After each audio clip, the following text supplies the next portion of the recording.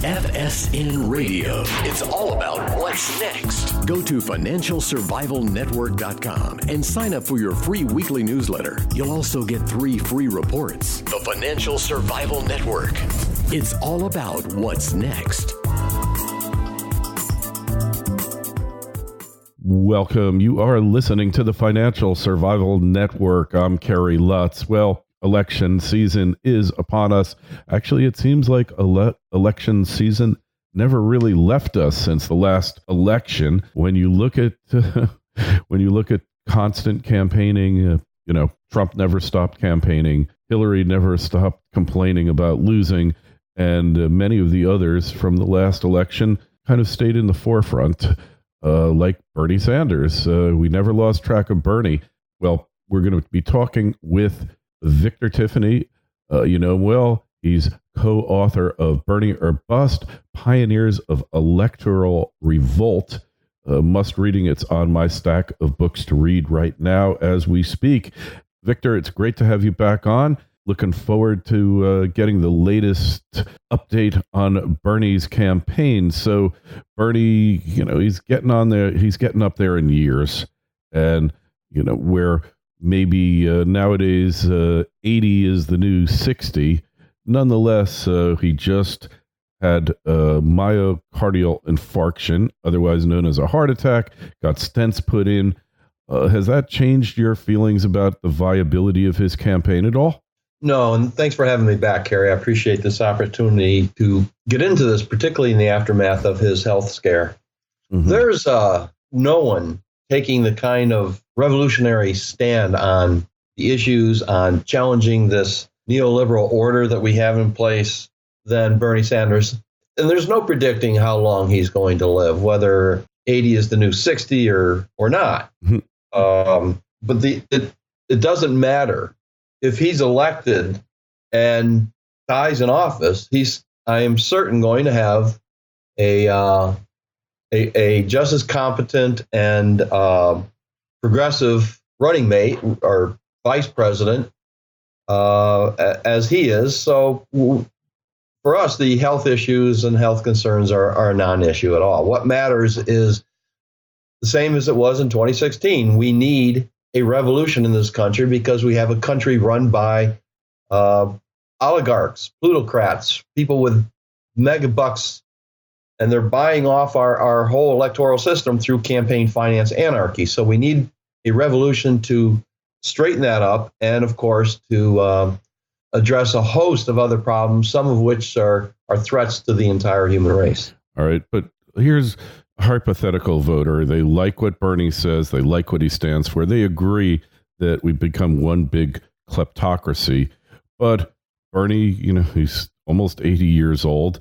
He's had health issues. He doesn't look like the same man that he was in the last election, energy-wise, and just his whole kind of demeanor just seems to be a little bit amped back. So does it make sense for Bernie to pick his vice presidential designee or person or his heir to the Bernie bro movement? Doesn't it make sense for him to do that now, saying, look, I'm going to fight for you. I'm going to be your president till my last breath. Unfortunately, at my age, there are less days ahead of me than there are behind. I'm appointing this person as my heir, and the person who, when I get elected, is going to carry on. Would it make sense for him to do that? It does, and I'll elaborate on that in a second, but I want to go back to the Bernie bro claim. We have an article that was published in Newsweek just today addressing that claim. Olivia Nuez, I believe her name was. She's a reporter who was pitched the Bernie bro story by the Clinton campaign. There are no Bernie bros. That's a myth. Most of Bernie's supporters are women.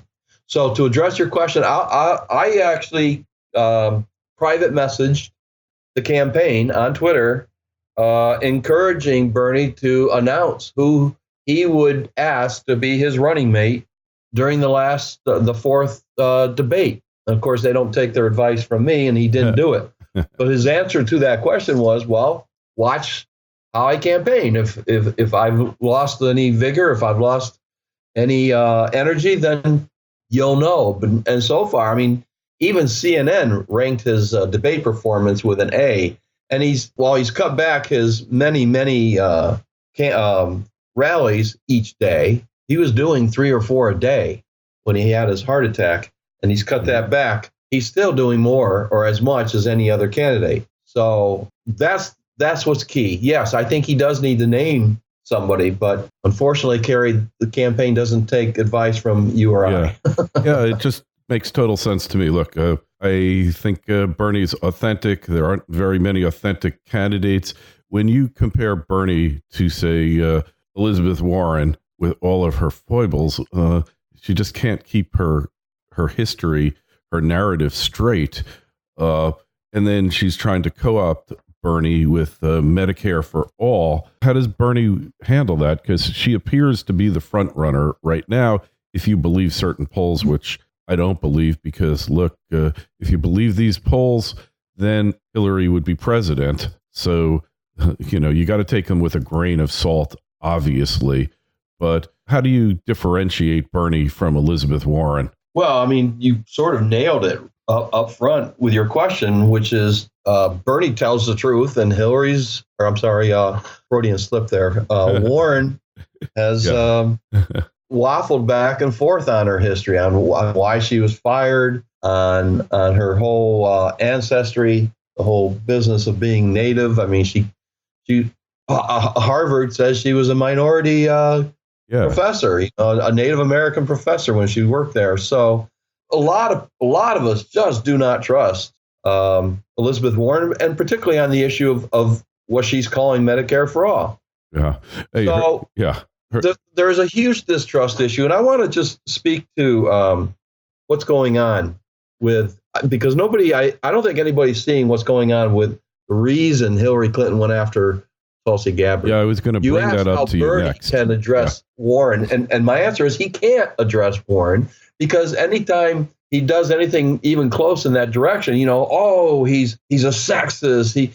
He can't take on Warren in a very powerful way, the way he can Joe Biden, the way he did Joe Biden in the last election. He has to treat Warren with kid gloves, or else the media is so hypercritical toward him, he'll get blasted with, "Oh, you're a sexist" kind of nonsense. And so what I think was happening with Hillary Clinton, Warren has been consulting with Hillary Clinton. They seem to be allies. You know that, yeah. So Tulsi has been attacking candidates. Harris hasn't even gotten up off the mat after Tulsi knocked her down in the second debate. Oh, yeah, that was brutal. That was worse. She punches hard, and you saw that in her Twitter refrain from Clinton's attack. It was the equivalent of a one-person mugging. It was just unbelievable the way she punched back at Hillary Clinton. But my point is, I think the reason they're going after Tulsi is because Tulsi's the designated hitter, and I don't mean that in baseball terms. I mean she's obviously allied with Bernie Sanders.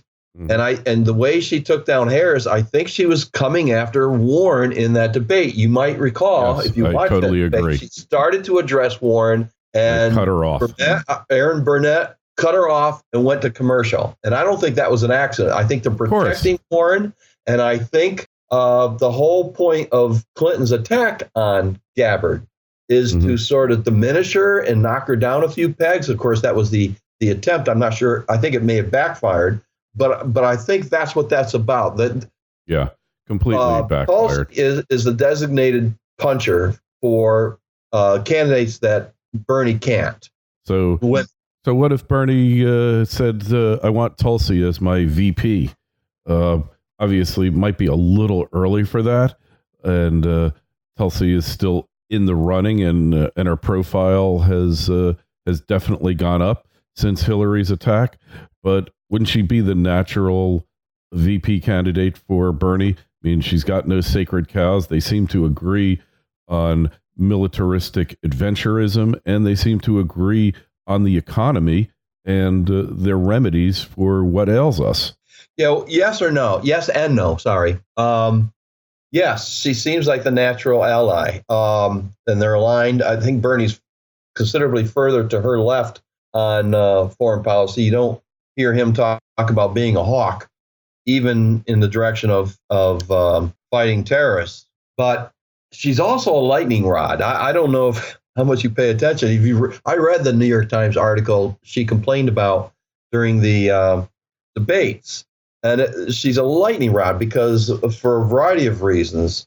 They accuse her of being, for example, an apologist of Assad, and she's never apologized for Assad, but she has taken some questionable votes in Congress. She was on Fox News. She started picking up her profile on Fox News because she didn't like the fact that Obama wouldn't call out Islamic terrorism. So I think she would be too controversial. I think Bernie needs to pick someone. He already said he's going to pick a woman. And I don't know who that would be. I didn't suggest who he should pick as his running mate. But so just pick a woman who's not a lightning rod. Some people tout Nina Turner, who's obviously a very good speaker, but lacking in federal government experience. So I don't know. I liked, he won't pick him because he's a man, but I liked Governor Inslee. He certainly knows his climate change and would be a good person to be on Bernie's administration. But as far as VP, I don't know. I think Tulsi would be too controversial. And a lot of the attacks on her are baseless. But nevertheless, they're there, and I just don't think that would be the wisest choice. Well, the controversy, in a way, she's taking the flack for Bernie right now because they're both in a battle against the neoliberals, as you call them, the modern Democratic Party. You see that they're really one and the same here in respect to that. They both are fighting, and maybe if she wasn't there, Bernie would be taking a lot more flack about this. Hey, one question we got from the last time you were on the show, and I really do appreciate you coming on. Enjoyed discussing the issues with you. What is your exact connection with Bernie Sanders, with his campaign? My understanding is you're independent, but what kind of contacts do you have? How often have you met with Bernie? FSN Radio. It's all about what's next. Osino Resources is a Ross Beatty-backed gold exploration company in mining-friendly Namibia. Osino's district-scale land package is situated near 2 producing gold mines, one of which Osino's management team previously developed and sold to B2 Gold. Osino's founders and management are experienced mining professionals who have already successfully developed and sold 2 companies in the past 7 years. Osino has an excellent shareholder base with Ross Beatty owning 20%, Insiders 5%, and Resource Capital Funds 8%. This is an exploration company with drills turning that you'll definitely want to pay attention to. Osino trades in New York under the ticker OSIIF and in Toronto under the ticker OSI. To learn more, go to osinoresources.com. That's osinoresources.com. The Financial Survival Network. It's all about what's next. I've never met Bernie Sanders. Never met him? Really? I've never met him. Well, you got to do something about that. Well, we have a super PAC, so we have to really keep our distance. Otherwise, there could be the appearance of violation of FEC rules against coordinating. We wouldn't want to violate an FEC rule because they might break down your door in the middle of the night and haul you off to jail, right? Yeah, that's not likely. I don't think they're enforcing any rules at this point. But I need to be clear about this rule, however, because we even like some people, just the fact that I private messaged the campaign manager advising Bernie to announce his VP pick in the last debate, even that might be seen as coordination. So let me spell this out very carefully for your listeners. Mm-hmm. If a super PAC is engaged in electioneering communication, which means very specifically television and or radio ads, right, those super PACs cannot coordinate with a campaign. But if you're not engaged in electioneering communication, and we're not, then coordination is fine. That's how David Brock, is that his first name? Yeah, David Brock, right. Yeah, his super PAC was coordinating with the Clinton campaign last time. Perfectly legal. So I just want to clarify that in case any of your listeners thought, wait a minute, he just advised the campaign to name a vice president, but they have a super PAC. We can coordinate but we're not communicating at any. I mean, they never get back to me once they find out of a super PAC. None of them ever get back to me on Twitter and private messaging or otherwise. So they're smart enough to keep their distance from us, and we're smart enough to keep our distance from them. So you could still say I would hi like to meet him. Bernie Sanders someday. Make no mistake about it. But right now, we are independent revolutionaries. I feel kind of bad about that, because look, whatever I believe, it's like you're that into a cause. You are that dedicated to somebody and really helping them to achieve their goals and to hopefully help the country. You should be able to meet that person and just meet him in public and don't talk anything about it, or don't meet him in private. Just shake his hand at a rally or something here, because, you spent a lot of your life here advancing him and his causes. So maybe after the election, right? Well, like I said, I would like to meet him someday. I may even apply for a position in his administration after he becomes elected. Chief of Staff. I see you as Chief of Staff for sure. No, hey. I'd like to be a liaison for Congress or to Congress over campaign finance reform. Oh, yeah. Everybody's talking about the need for a constitutional amendment. You don't need to amend the Constitution. You can pass comprehensive campaign finance reform and invoke Article 3, I believe it's Section 2, the exclusion clause, which is just about never used to my knowledge, but I haven't. Tells the courts to bug out, to not weigh in on this bill. Oh, you can do that, of course, because the Congress actually determines the jurisdiction of the courts, so they pass laws, I think, on border, on EPA on the border, that the Supreme Court has no jurisdiction over it. In certain national security issues, the Supreme Court and the U.S. courts cannot interfere or intervene. That is a great point. And it's easy enough to do, but it's kind of a slippery slope. Once you start restricting courts' jurisdiction, then we kind of go back to Marbury versus Madison, which was a first... it was a case back in Washington's administration, without getting into the basics, but pretty much set up the fact that courts can decide what they're going to hear, regardless what the legislature says. It's a slippery slope, but I like the creative thinking. I mean, I would call it, rather than campaign financing, I would call it campaign fraud, because all campaigns engage in a tremendous amount of fraud, with the exception, hopefully, of Bernie, in raising funds, in attributing who those funds are from, the actual beneficial donor of the funds. You've got these bundlers, as they call them, and you've got these campaign straw men. I mean, law firms will say, everybody, we're supporting this candidate, give the max, which is like $2,800 or $2,300. I don't know. They might have raised it from when I looked at it last. And expect to see a little more generous bonus this year, right?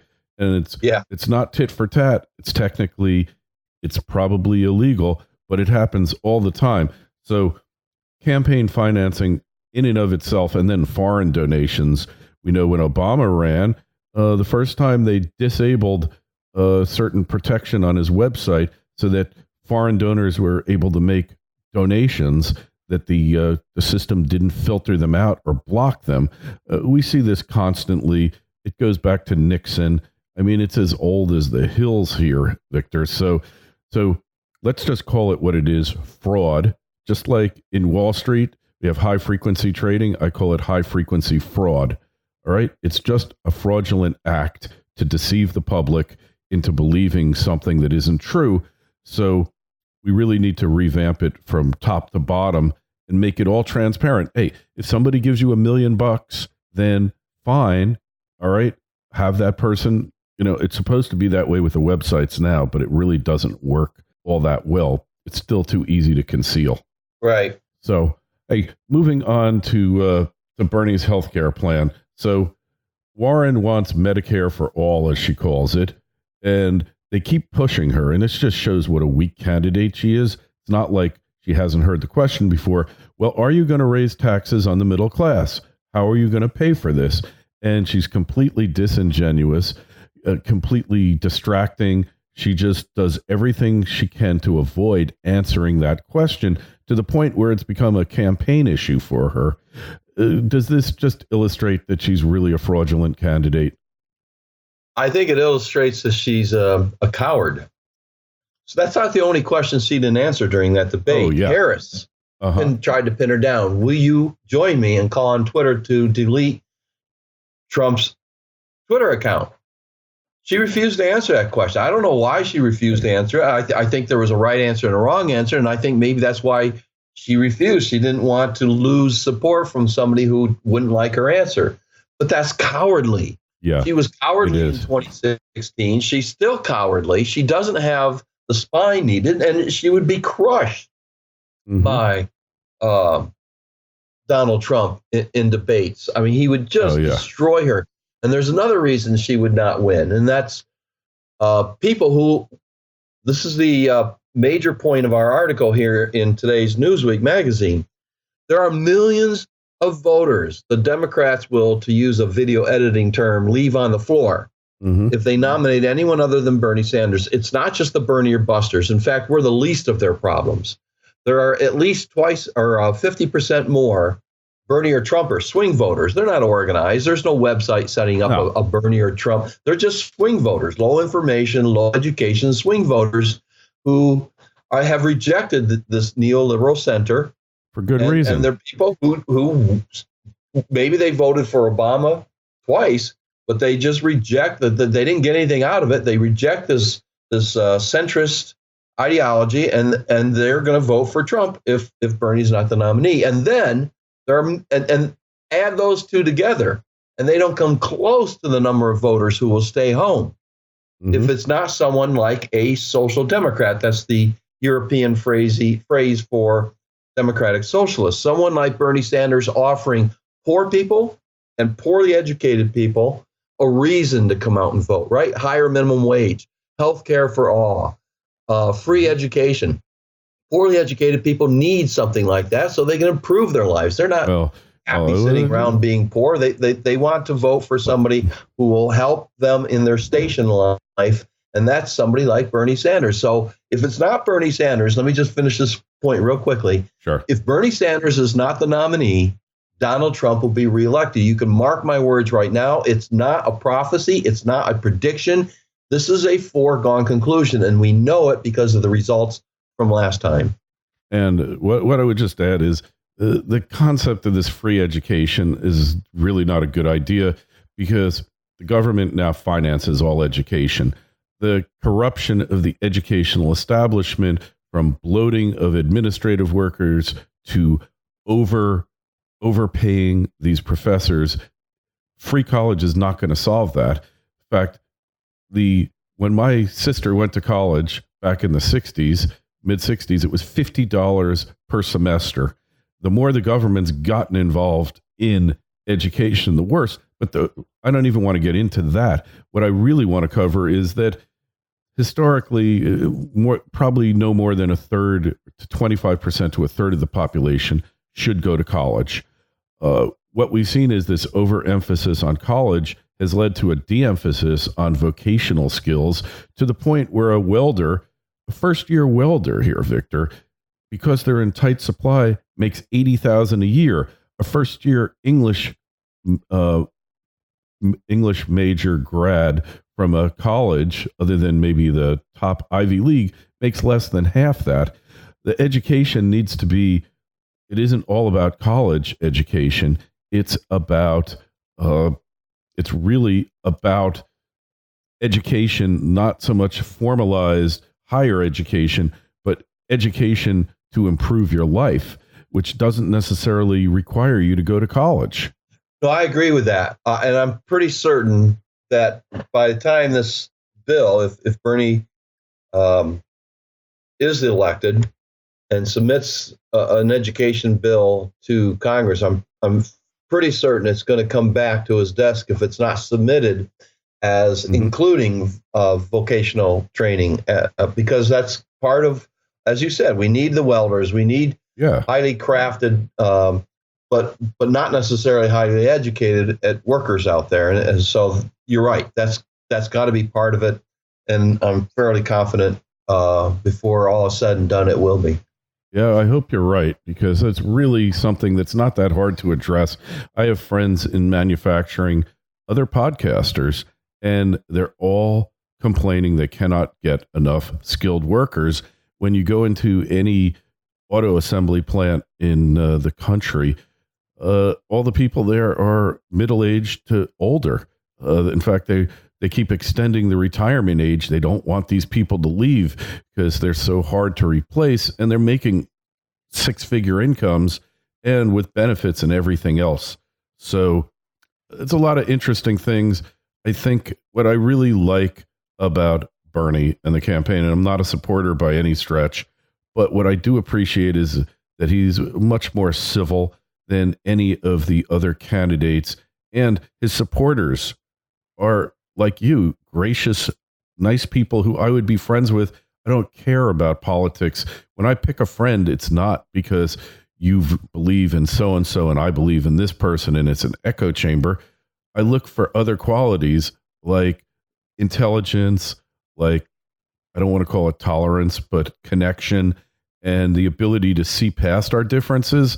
I mean, we've lost that here, Victor, and I really feel like we've lost something major in the country. I think that's a large part of Tulsi Gabbard's appeal, although she's also rejected for the same reason. She does have ways of reaching across and not necessarily uniting the left and the right, but having the left and the right unite behind her. Yeah. And you're absolutely right.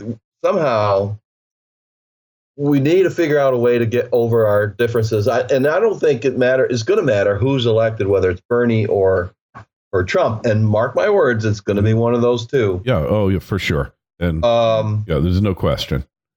It's still not going to heal divisions. Trump is inherently divisive with much of his rhetoric, and Bernie is a socialist, which is going to cause the people at Fox News to literally lose their minds.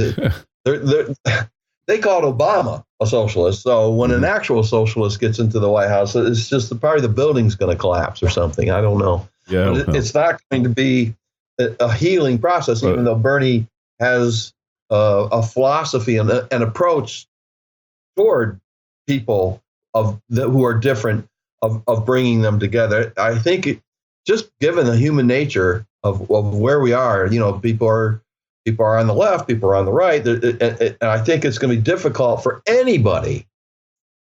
If Jesus Christ were to come back and get elected president, it would be difficult for him to unite the American people because, we are atheists and there's just all kinds of divisions. We are inherently different. And you're right about the echo chambers. I think this is part of what's contributing to, whether it's Fox News or MSNBC, I think that's part of what's contributing to this division, that people just tune into what they want to hear, and that's what they believe, and they end up not taking into consideration other viewpoints, and that's, I don't know, I don't have an answer for that, and I don't think it's a matter of any particular person getting elected to the White House or any other office. Well, let's hope that the stars align and we all collectively as a country decide to put aside our differences, irrespective of who may be the commander in chief, unite behind that person and behind a common vision, a common goal to better the country and to better the people's lives within the country. Victor, just tell us the website and where we find your book. Yeah, the book can be linked from our BernieOrBust.info. There's a link there to the publisher. If you have a Prime account on Amazon, you might want to get it there. Just search for Bernie or Bust. And it's still a pledge. As the first sentence in the Newsweek article is a hot link to this website. It's BernieOrBust2020.us, where people can take the pledge. Or they can click on the tab that says neoliberals and find out kind of oppositional research on Biden and Warren and Booker and the rest of the neoliberals. Yeah.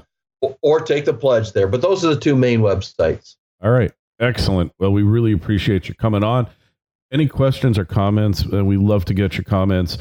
On YouTube, I'm answering most, if not all, the comments as best as I can. But just email us, kl@kerrylutz.com, Twitter @KerryLutz, Facebook page, Financial Survival Network, the website, financialsurvivalnetwork.com. Make sure you go sign up for a newsletter. Got one coming out real soon. Victor, it's a pleasure. I consider you to be a friend, even though we've never met. I feel like we got a lot more in common than we do apart, regardless what our political views may be. Keep Agreed. up the fight. I think you're doing amazing work, and we'll talk to you again soon as the field winnows down a bit, and then we start to see what actually we're going to be confronting next year. So have a great day. We'll talk to you again real soon. Sounds good. Thanks.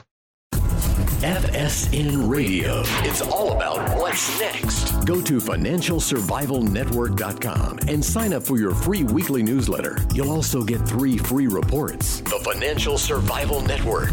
It's all about what's next.